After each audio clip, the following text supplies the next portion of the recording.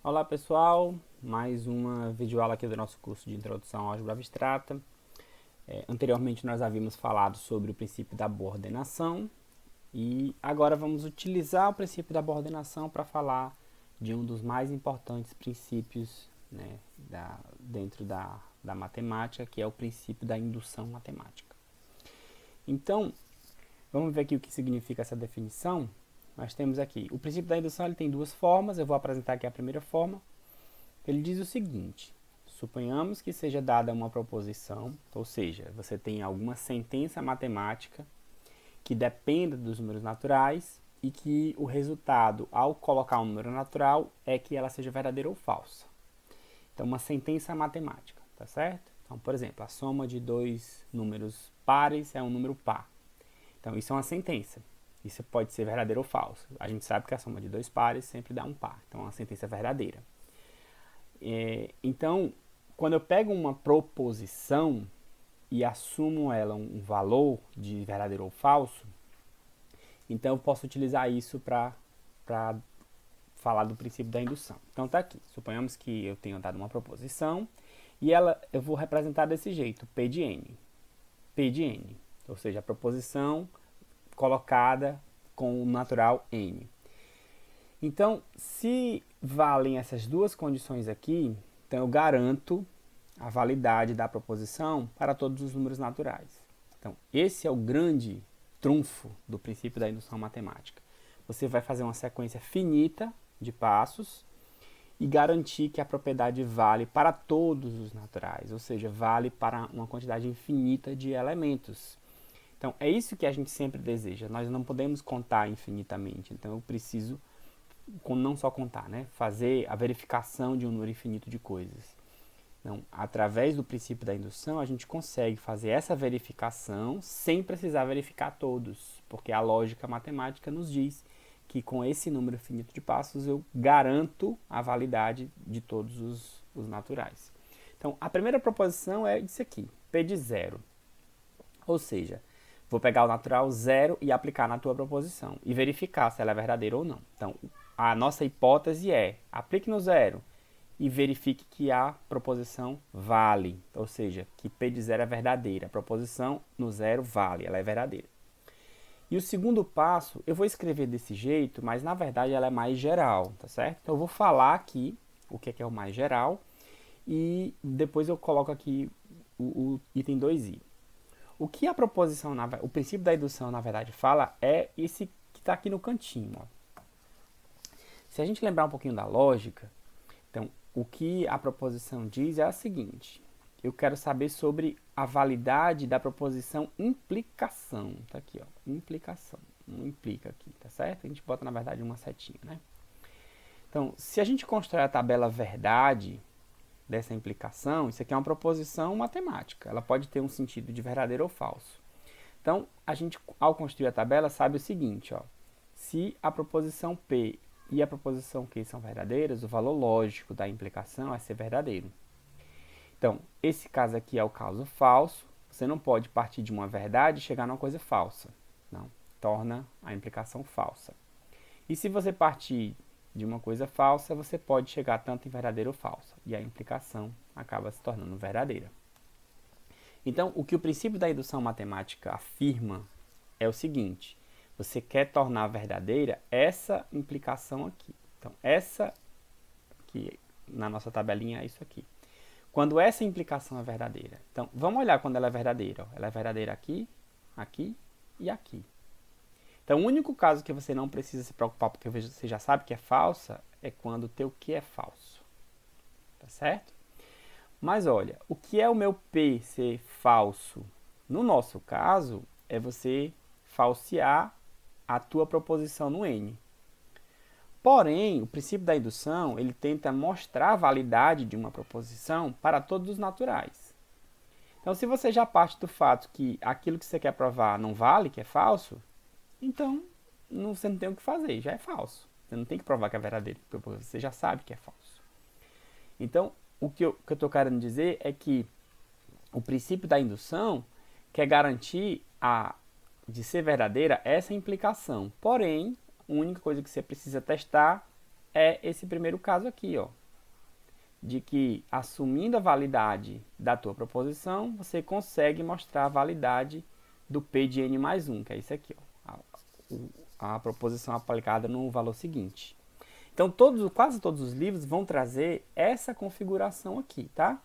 Então, eu vou ler de novo aqui a nossa configuração e volto para explicar novamente o que eu falei aqui ao lado. Então, a primeira coisa é você testar. Testar se a proposição é verdadeira logo no começo. Então, aplica lá no 0. Viu que a proposição é verdadeira, então segue adiante. Pode ser que ela seja verdadeira mais adiante. Então, ó, para K, natural, P de K mais 1 sendo verdadeira sempre que o P de K for verdadeiro. Ou seja, se você souber que o P de K é verdadeiro e conseguir chegar à conclusão de que o P de K mais 1 também é verdadeiro, então você garante, que é o resultado dessa proposição, ó, é o então aqui. Ó. Então o quê? Então alguma coisa acontece. Acontece que com a validade desses dois elementos aí, você tem que a sua proposição vai ser verdadeira para todos os naturais. Então, sabendo que é verdadeira no início, para P de 0 verdadeira, que sabendo que vale para um certo K, você consegue a garantia de que o P de K mais 1 também é verdadeiro, então você garante que vale para todos os naturais. É isso que o teorema, o princípio da indução finita afirma para a gente. Então, olha aí, o que a gente sempre usa é, se o P de K é verdadeiro, então o P de K mais 1 é verdadeiro. Então, por que a gente usa essa parte aí, né? Porque olha o que eu falei aqui ao lado. O que eu quero saber se é verdadeiro, na verdade, é a implicação. Saber que essa implicação é verdadeira. Só que se você olhar a tabela verdade, a implicação é verdadeira nesses casos. Só que os dois últimos casos, eles são descartados para a gente, porque eu quero mostrar que a minha premissa é verdadeira. O P de n vale. Se eu já souber que o P de n não vale, não tenho o que fazer mais. Então, eu não uso isso. E então, para eu garantir que a minha implicação é verdadeira, eu só olho para essa primeira linha. E essa primeira linha diz que a proposição P e a proposição Q verdadeiras, tá certo? Então, sabendo que a proposição P de n é verdadeira, você consegue garantir que P de n mais 1 é verdadeira. Eu tenho as duas verdades. Então, a nossa implicação será a verdade. Então, eu quis trazer o enunciado um pouco mais geral para a gente perceber que, às vezes, as propriedades que a gente apresenta, elas nem sempre são as propriedades reais. Existe algo um pouco mais além daquilo que ela está dizendo. Ela usa uma certa equivalência, uma consequência. Então, o que todos os livros trazem como princípio da indução finita, na verdade, é uma consequência da definição formal, tá certo? Mas para o nosso propósito aqui é mais do que suficiente. Então, vamos ver. Então, isso é uma proposição, ela tem que ser demonstrada, tá certo? O princípio da indução finita, ela tem um rigor matemático e ele é garantido através do que a gente acabou de ver, que é o princípio da boa ordenação. Então, vamos ver como é que a gente consegue mostrar o princípio da indução finita utilizando o princípio da boa ordenação. Então, a primeira coisa é o seguinte, eu quero mostrar que uma dada propriedade vale para todos os naturais. Se eu conseguir mostrar que o conjunto onde ela não vale é vazio, então está feita a conta, né? Se eu quero mostrar que vale para todo mundo, eu posso mostrar que o conjunto onde não vale é vazio. E para isso, a gente pode usar a nossa prova por contradição. Então, é assim que eu vou começar. Ó. Considere, deixa eu pegar aqui um lápis vermelho. Considere S o conjunto dos inteiros, ou seja, dos naturais, que tornam P uma proposição falsa. Eu quero mostrar que ela é verdadeira. Então, eu estou pegando aqui S, o conjunto dos naturais, onde a proposição é falsa. E o intuito é mostrar que ele é vazio. Então, se eu quero mostrar que algo é vazio, eu vou supor por contradição que ele não é e chegar a um absurdo. Então, a propósito de contradição, suponha que esse conjunto S é não vazio. Ora, sendo não vazio, então ele é um subconjunto dos naturais não vazio. O princípio da boa ordenação, então, diz para a gente que eu posso escolher lá dentro um elemento x0 como o menor elemento. Então, é o menor elemento. Então, dentro de todos os elementos onde a propriedade não vale, x0 é aquele que tem o menor elemento com essa propriedade, tá certo?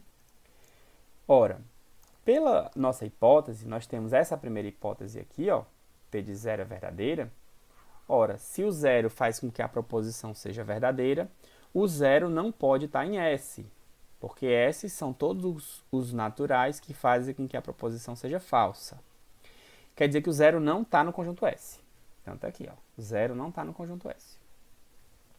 Como eu estou falando de conjunto de números naturais, então está aqui a nossa retinha, está aqui o zero, o próximo natural é 1. A gente acabou de provar que não tem nenhum natural entre 0 e 1.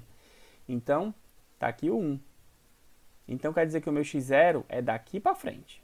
Ou seja, o meu x0 é maior ou igual que 1. Ora, mas x0 sendo o menor elemento do conjunto S, então, está aqui. Se ele é maior ou igual que 1, ele está em algum lugar. Não sei, talvez aí. Quem é o natural anterior? É o x0 menos 1. Quer dizer, então, que o x0 menos 1 não pertence a S. Tá certo? Então, a nossa hipótese é que a implicação PQ é verdadeira. Então, essa é a nossa implicação, né? Nossa hipótese do nosso problema. Mas, então, se esse cara aqui é verdadeira, essa daqui tem que ser verdadeira. É isso que a nossa tabela verdade que eu apresentei agora há pouco a gente diz. Então, continuando, ó, se x0 é o menor elemento de S, então esse cara não pode estar em S, porque é menor do que esse menor elemento. Ou seja, P de x0 menos 1 é verdadeira. Porque se o x0 menos 1, né, ó, esse elemento aqui não está em S, significa que o P de x0 menos 1 é verdadeira. É isso que significa que ele não está em S. Ora, mas se essa daqui é verdadeira, o que a nossa implicação diz é que o P de x0 menos 1 mais 1 também é verdadeira. Ora, é isso aqui que diz, ó, essa é a nossa hipótese. Mas se P de x0 menos 1 mais 1 é verdadeira, na hora que eu cancelo menos 1 com 1, é o meu x0. Então, eu estou dizendo, pela nossa hipótese, que o P de x0 é verdadeiro. Mas não pode, né, pessoal? Porque o x0 está em S. Se está em S, x0 é um elemento que faz com que o P de x0 seja falsa. Então, P de x0 ser verdadeira garante que x0 não pertence a S, o que é uma contradição, porque x0 é o menor elemento de S. Então, essa contradição surgiu por quê? De eu assumir que lá em S tinha algum elemento. Então, assumir que o conjunto S tem algum elemento me leva a uma contradição. Então, significa que eu não posso assumir que o S é não vazio, significando, portanto, que o S é vazio. Ou seja, o conjunto dos pontos onde a proposição não vale, ele é vazio. Quer dizer, então, que a proposição sempre vale, tá certo? E o sempre aqui está associado aos naturais, tá? Então, P de N é sempre verdadeira, no caso aqui, para todo N natural. Então, é isso que demonstra o princípio da boa ordenação, tá certo? Bem, gente, eu espero não ter causado confusão aí em vocês. Eu espero que vocês também possam postar aqui no nosso ambiente suas dúvidas e fazer com que a gente possa interagir cada vez mais. Eu vou trazer aqui o enunciado do princípio da indução na sua segunda forma, que diz o seguinte, ó, mesma coisa, P de N é uma proposição que depende do número natural, então o princípio na segunda forma, ó, P de 0 é verdadeira, ou seja, ela vale a partir do zero, e para cada inteiro N, eu testo que P de N é verdadeira sempre que P de K for verdadeira para K entre 0 e N. Ou seja, vou fazer aqui um desenhozinho. Eu tenho aqui um certo K e tenho aqui um certo N. Então, olha, para cada inteiro N, fixei aqui, P de N é verdadeira, ou seja, a proposição verdadeira aqui, sempre que P de K for verdadeira anteriormente. Ou seja, eu vou testar todos os naturais anteriores. E vou verificar que em cada um deles a propriedade vale. Então, se isso acontece, então é porque a proposição vale sempre. Então, é só uma pequena alteração sobre o princípio da primeira forma, porque na primeira forma eu tenho a implicação ser verdadeira. E aqui na segunda forma, eu fixo um N e mostro a validade para todo mundo antes, tá certo? Então, se eu mostro a validade para todo mundo antes, a partir de um certo N, é porque vai valer para todo N. Tá aqui a demonstração, eu vou só passar né? Vocês estão no vídeo, vão lendo depois. Então tá aí, dá uma pausazinha quando achar que é importante. Pronto, tá certo? Então, vejam aí o princípio na segunda forma. Uma outra característica, uma observação que a gente faz aqui em cima desse princípio, é que nós poderíamos substituir a propriedade, que lá no começo tem P de 0 sendo verdadeira, por P de A sendo verdadeira a partir de um certo momento. Ou seja, tem um certo A aqui, não precisa ser o 0. Eu poderia começar a propriedade a partir do A. Então, eu não estou provando, no final, eu não estaria provando a propriedade para todos os naturais, mas para todos os naturais a partir de A, tá certo? Então, existem propriedades, por exemplo, que não dá para começar do 0. Então, você tem que começar, eu quero começar do 10. Então, se você mostra que vale para 10, usando o primeiro princípio, e que para todo K maior que 10, você consegue mostrar que o P de K mais 1 é verdadeiro, então vai valer para todos os naturais a partir do 10, tá certo? É isso que essa observação está dizendo. Você não precisa começar do 0. E a observação 2 é que o princípio da ordenação continua válido em Z, assumindo que os subconjuntos são limitados inferiormente. Que o princípio da boa ordenação, que é que a gente falou? A gente pegou o conjunto de naturais ou inteiros positivos, mas eu não preciso disso. Eu posso colocar dentro dos inteiros, porém eu tenho que acrescentar uma taxa aí, né, digamos. Tem um pagamento que você faz por colocar mais gente no pacote, que é você limitar o conjunto inferiormente. Então, imagina os inteiros aí maiores ou iguais que menos 10, certo? Então, esse conjunto que é limitado inferiormente, né, que é daqui para frente, ele tem um menor elemento. Então, o princípio da boa ordenação pode ser ampliado aos inteiros, desde que você tenha aqui o subconjunto que você pegue, além de não vazio, ele tem um limitante inferior, tá certo? Então, isso é importante porque a gente acaba tendo propriedades aí além dos naturais, dentro dos inteiros. Então, para exemplificar aqui um pouquinho o princípio da indução finita, vamos fazer aqui a soma de ímpares, tá certo? Ó, vamos buscar uma fórmula para obter a soma dos n primeiros números naturais ímpares. O primeiro passo é descobrir uma expressão que possa fornecer tal soma. Então, o que está querendo mostrar é que a soma dos ímpares satisfaz uma fórmula. Mas que fórmula? Então, a gente precisa encontrar a fórmula. Então, a forma de fazer isso é você ir testando para ter uma ideia de que fórmula vai gerar. E depois usa o princípio da indução finita para mostrar que a prova é realmente verdadeira. Então, se eu pego aqui Sn, ó, chame de Sn a soma dos n primeiros naturais ímpares. N primeiros, então se eu quero somar o primeiro natural ímpar, é o S1. Se eu quero somar os dois primeiros naturais ímpares, é o S2. Se eu quero somar os três primeiros naturais ímpares, é o S3. Então, o S1 é somar o primeiro ímpar. O primeiro ímpar é 1. Se o S2 é somar os dois primeiros ímpares, é somar 1 com 3, que dá 4. O S3 é somar os três primeiros ímpares, o 1, o 3 e o 5. O S4 é somar os quatro primeiros ímpares, o 1, o 3, o 5 e o 7. Então, somando, eu tenho aqui, ó, o 1, o 4, o 9 e o 16. Então, se você observar, dá para tentar ver um comportamento. Então, 1 é 1 ao quadrado, 4 é 2 ao quadrado, 9 é 3 ao quadrado, 16 é 4 ao quadrado. Então, a gente passa a pensar que a soma dos n primeiros números ímpares acaba sendo, ó, deixa eu destacar aqui, n ao quadrado, né? Então, isso é uma suposição, é uma conjectura, ou seja, eu estou pensando que isso vale. Para mostrar que isso realmente vale, a gente tem que usar a indução finita. Imagina, eu estou querendo somar uma quantidade infinita, eu quero somar uma quantidade qualquer de números ímpares. Então, essa quantidade qualquer, ela tem que ser mostrada, qualquer que seja esse valor. Então, eu preciso usar o princípio da indução finita, que vai dizer o seguinte, ó, vamos usar o princípio de indução. A sentença que eu vou trabalhar é P de n significa a soma dos n primeiros números naturais ímpares é n ao quadrado. Então, a gente acabou de verificar que P de 1 é verdadeira, né? Ó, P de 1, tá aqui, ó, P de 1 é a soma do primeiro número ímpar. Um número ímpar é 1 ao quadrado, que é 1. Então, a propriedade vale para o P de 1. Então, essa é uma propriedade que não dá para começar no zero, por isso que a observação anterior foi feita. Então, eu quero mostrar que vale para todo mundo a partir do 1, tá certo? Então, vamos seguir aqui. P de 1. Pronto, tá aqui. Então, P de 1 é verdadeira, porque a gente acabou de verificar.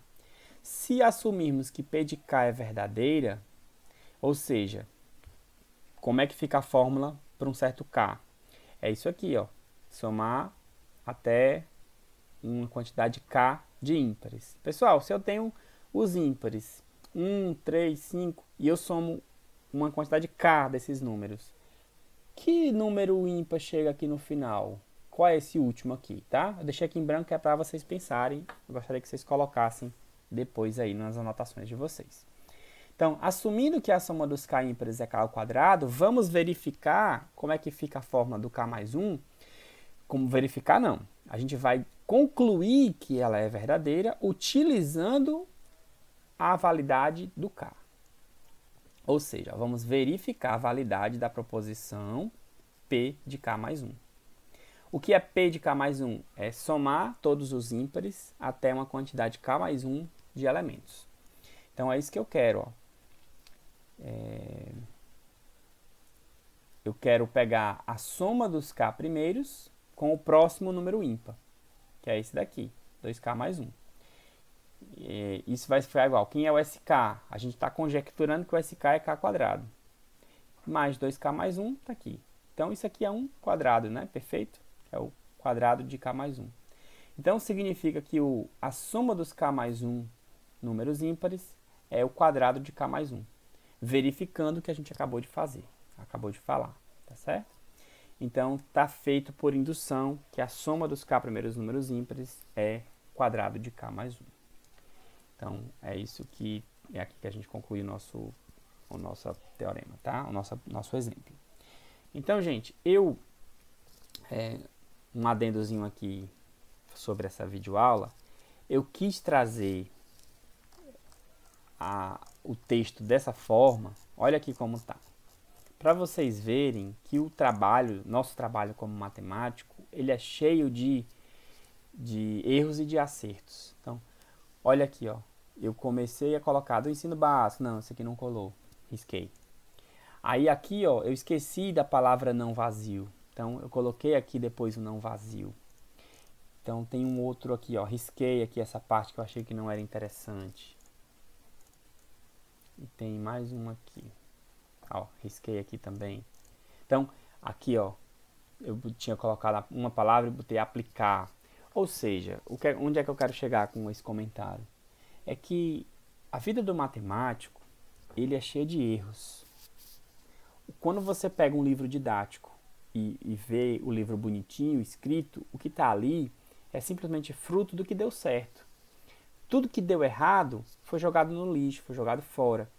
Mas tudo que deu errado ajudou aqui, ó, na construção daquilo que a gente tem de melhor, daquilo que a gente faz de bom.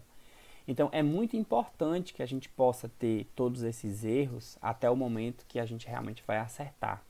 Então, eu espero que vocês também façam bastante isso. O treino, a prática, né? Você tá o tempo todo ali, o tempo que você tiver com o papel, com a caneta e com as suas anotações, que você possa estar corrigindo. Então, essas correções que eu fiz foi uma segunda leitura. Então, a gente faz, escreve, daqui a pouco volta e risca o que achou que é errado, né? Corrige. Então, aqui mesmo na gravação dessa videoaula, eu tive que regravar novamente, porque em algum momento eu cometi algum engano. Então, faz parte. Errar faz parte. Mas o caminho que a gente trilha é errar antes do momento que não se pode mais errar, né? Então, a gente treina, a gente faz todas as considerações antes, discute, tira as dúvidas, que é para no momento que não pode errar, a gente não errar, né? Então, quando a gente treina bastante e passa a acertar bastante no treino, então lá na hora da verdade, na hora de fazer o real, a gente também acerta, tá certo? Então, ó, gente, espero que vocês tenham gostado. Também, se gostaram, se não gostaram, vocês podem comentar. Coloquem suas dúvidas nos fóruns, que a gente está aqui para ajudar vocês, tá certo? Forte abraço e até a próxima.